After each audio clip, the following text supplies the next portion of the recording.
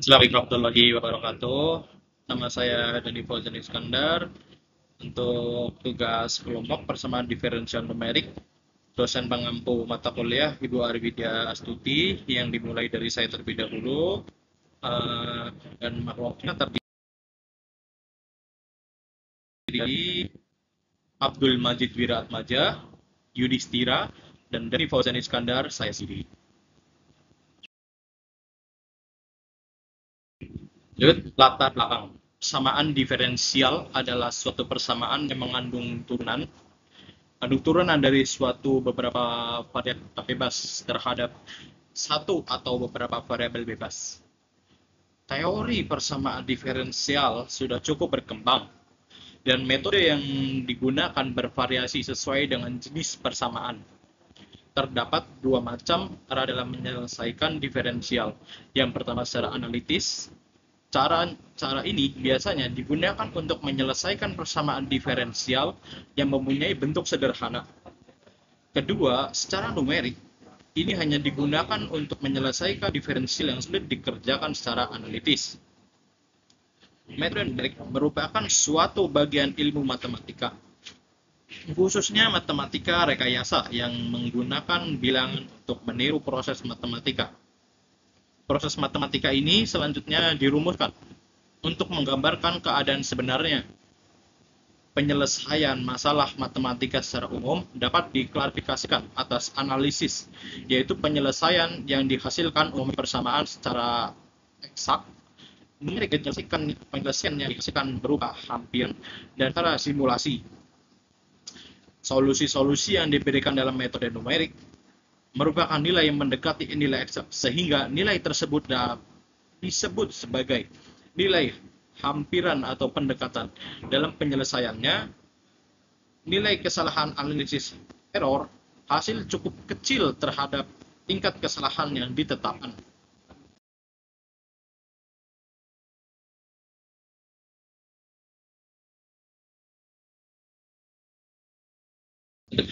Persamaan diferensial. Persamaan diferensial adalah gabungan antara fungsi yang diketahui secara eksplisit dan turunan. Dalam tanda kutip diferensialnya, persamaan diferensial dibagi menjadi dua kelompok besar, yaitu persamaan diferensial biasa dan persamaan diferensial parsial. Satu, persamaan diferensial biasa PDB, ordinary differential equation, dalam kolom PDB adalah persamaan diferensial yang hanya memiliki satu peubah bebas. Peubah bebas biasanya disimbolkan dengan X. Contoh persamaan berikut adalah persamaan diferensial PDB dengan I atau satu. Contoh dy garis bawah dx ada D. Berapa? Y sama dengan X 2 plus Y2. Y2 dy garis bawah dx plus 2 x2y min d sama dengan 0. 4 y sama dengan y cos x min 3y sama dengan sin 2 x2y min 23y sama dengan 1 y.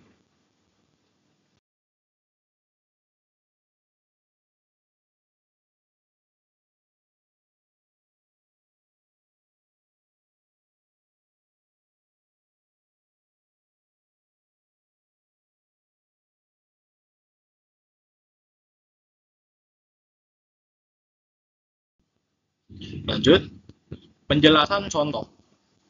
Ubah bebas untuk contoh I sampai V adalah X, sedangkan peubah terkaitnya adalah Y, yang merupakan fungsi dari X atau ditulis sebagai Y sama dengan G dalam kurung X.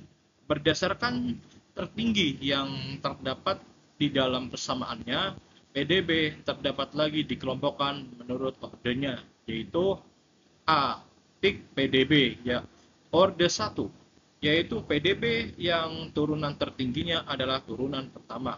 Contoh, I dalam kurung, I2 dalam kurung, I3 dalam kurung. Di atas adalah PDB orde 1.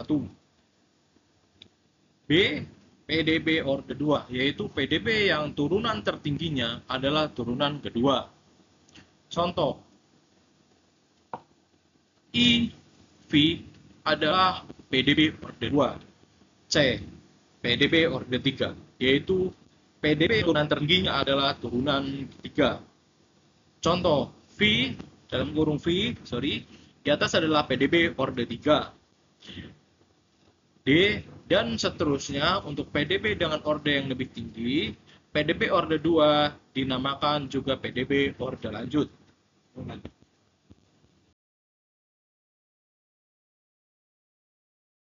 Oke, perkenalkan saya Tila. Di sini saya akan lanjutkan presentasi dari Bang Dani. Persamaan diferensial parsial PDP. Partial differential equation PDE. PDP adalah persamaan diferensial yang mempunyai lebih dari satu peubah bebas. Turunan fungsi terhadap setiap perubahan bebas dilakukan secara parsial. Contoh, A kuadrat 2X sama X A kuadrat 2 ditambah A kuadrat 2U sama A Y kuadrat 2 sama dengan 6X YE kuadrat X tambah Y. AY sama AX sama dengan 3 sin X tambah T.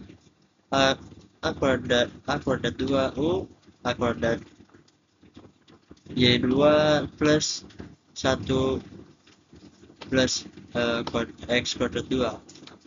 A kuadrat 2U sama dengan AY kuadrat 2 yang di dalamnya jadi U G X Y dalam kurung U G X Y T.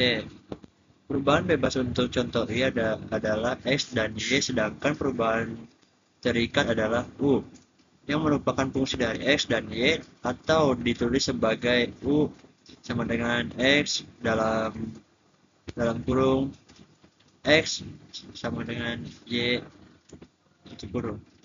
Sedangkan perubahan bebas untuk contoh yang kedua adalah X sama Y dan T, sedangkan perubahan adalah U yang merupakan fungsi dari X, Y, dan T, atau ditulis dengan G, X, Y, T.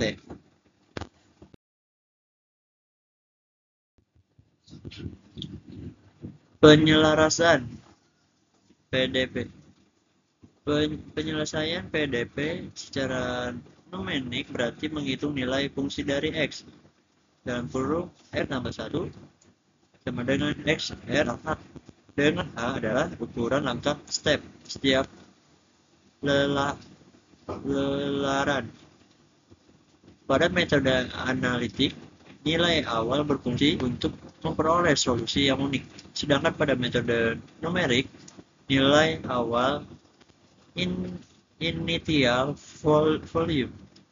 Pada persamaan, first 1 berfungsi untuk memulai lelaran.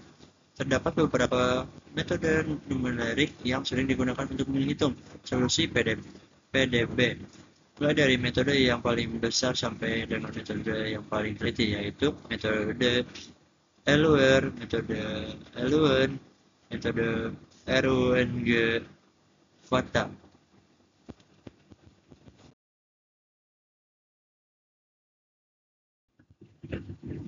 Metode Eluer diberikan PDP order 1 Y kuadrat F sama Y kuadrat F sama dengan F Y sama dengan Y dengan nilai awal Y R0 sama dengan Y0, misalkan YR plus sama dengan Y R1 adalah lampiran nilai Y di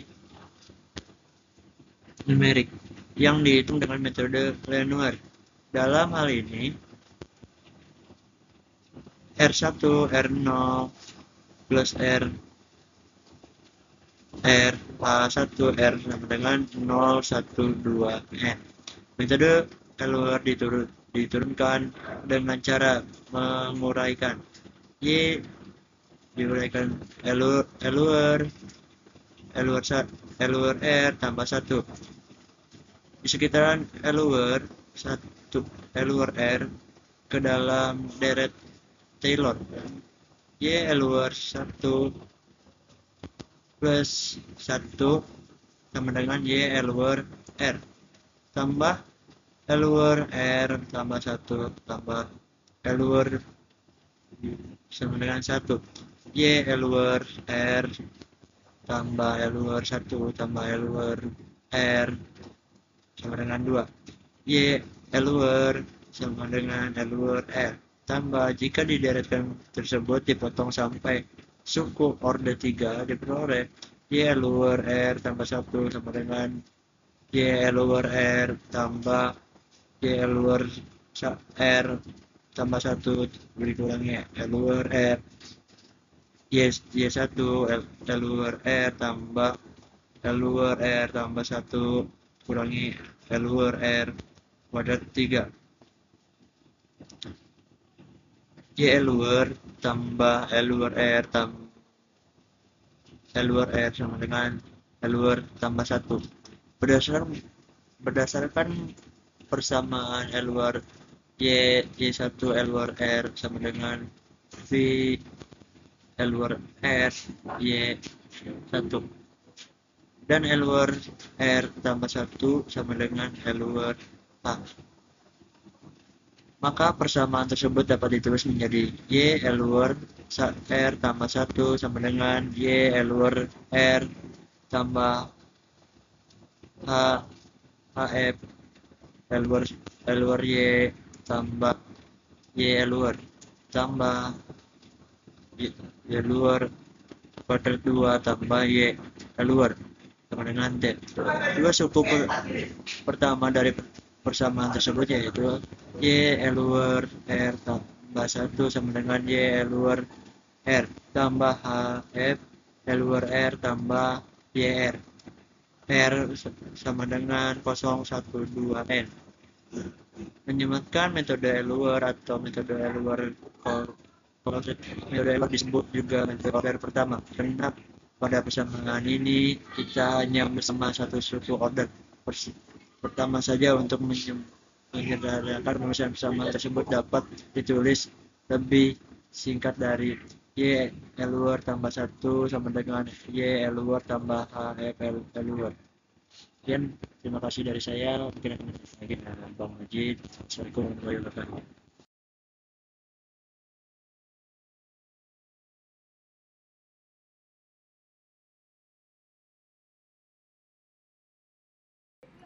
Oke, baik. Sekarang sudah sampai di tahapan penjelasan terkait alternatifnya. Alternatif ini adalah metode tambahan atau metode lain untuk menyelesaikan persamaan diferensial. Jika tadi sudah disampaikan metode numerik dan metode Euler, kali ini saya akan menjelaskan metode alternatifnya. Selain dengan bantuan deret Taylor, metode Euler juga dapat diturunkan dengan cara yang berbeda. Sebagai contoh, misalkan kita dapat menggunakan aturan segi 4 untuk mengintegrasikan F dalam tanda kurung X dan Y pada persamaan diferensial. Bisa kita lihat di bawah ini ada contoh cara penyelesaiannya. Y akar kuadrat 1 sama dengan tutup kurung X dan Y sama dengan Y tutup kurung 0. Bisa dilihat juga di sini ada tabelnya yang sudah diintegrasikan. Y sama dengan F dalam kurung X. Untuk gradiennya F dalam tanda tutup kurung X N-1 Y N-1 tutup kurung. Tafsiran geometri metode persamaan diferensial biasa. Nah, secara penafsiran bahwa F, X, dan Y dalam persamaan diferensial menyatakan gradien garis singgung kurva di titik X dan Y. Kita mulai menarik garis singgung dari titik X0 dan Y0 dengan gradien F, X0 dan Y0 dan berhenti di titik X1 dan Y1. Dengan Y1 dihitung dari persamaan atau persamaan 5. Selanjutnya dari titik dengan Y2 dihitung dari persamaan atau persamaan 5. Proses ini kita ulangi beberapa kali. Misalkan sampai leleran ke-6, sehingga hasilnya adalah garis patah-patah seperti yang ditunjukkan oleh gambar berikut. Ya, gambarnya ada di sebelah kanan. Oke, baik. Sekarang adalah bagian terakhir atau bagian kesimpulan dari presentasi persamaan diferensial parsial ini. Sebelumnya di sini ada 3 poin. Ya, poin pertama adalah pendekatan numerik untuk PDB. Poin pertama ini berisikan metode numerik digunakan ketika solusi analitik sulit atau tidak memungkinkan untuk ditemukan. Yang kedua, metode ini mendekati solusi dengan menghitung nilai fungsi secara iteratif. Yang kedua, poin kedua, metode-metode utama. Di sini ada tiga poin tambahan, yaitu ada yang pertama metode Euler, sederhana dan mudah, cocok untuk estimasi awal. Yang kedua ada metode Hewan, lebih akurat dengan pendekatan prediktor korektor. Yang ketiga adalah metode Ransk-Kutta, memberikan akurasi tinggi untuk masalah kompleks. Yang ketiga di sini ada pilih metode berdasarkan kebutuhan. Yang pertama adalah pertimbangan presisi, efisiensi, dan kompleksitas masalah. Gunakan metode sederhana untuk masalah mudah dan metode lebih teliti untuk hasil yang lebih akurat. Untuk poin lanjutannya, di sini saya akan menyampaikan beberapa poin lanjutan. Persamaan diferensial seperti semua bentuk persamaan aljabar lainnya, itu mungkin memiliki solusi. Nah, solusi ini yang kemudian dibagi menjadi 2 jenis, yaitu solusi analitik dan solusi numerik. Adapun solusi analitik, yaitu namanya solusi analitik ini dicari menggunakan metode analitik. Lantas, apa sih metode analitik itu? Secara sederhana, metode analitik itu bias diketahui dari arti kata analitik, yang dimana analitik artinya bersifat atau menggunakan analisis. Analisis artinya memisahkan. Nah, apa yang dipisahkan itu tergantung dari konteksnya. Di solusi umum ini terlihat bahwa peubah Y dan X terpisah dengan hanya satu simbol Y di sebelah kiri. Sedangkan di sebelah kanan bisa kita temukan simbol X dengan berbagai bentuk dan kombinasi dan fungsi. Namun tidak ada peubah Y sama sekali di sebelah kanan. Apabila kita menemukan solusi peubah Y tersebut, kita katakan Y memiliki solusi bentuk tertutup atau closed form solution. Sebagai catatan, sebenarnya definisi solusi bentuk tertutup itu lebih spesifik lagi. Konsep yang paling penting adalah solusi analitik memiliki bentuk aljabar dengan peubah yang menjadi solusi sepenuhnya. Terpisah di sebelah kiri, tidak ada satupun di kanan. Kalau dilihat dari contoh di atas, peubah Y hanya ada di kiri, di kanan tidak ada. Cara mencari solusi analitik ini yang dinamakan metode analitik. Nah, konsepnya cukup gampang ya. Oh iya, tidak semua persamaan diferensial memiliki solusi analitik ya. Kenapa? Karena metodenya belum diketahui atau memang belum ada untuk saat ini. Namun untuk beberapa kelas persamaan diferensial, metode sudah ditemukan. Contohnya untuk persamaan diferensial lanjar biasa, orde 1 dan orde 2.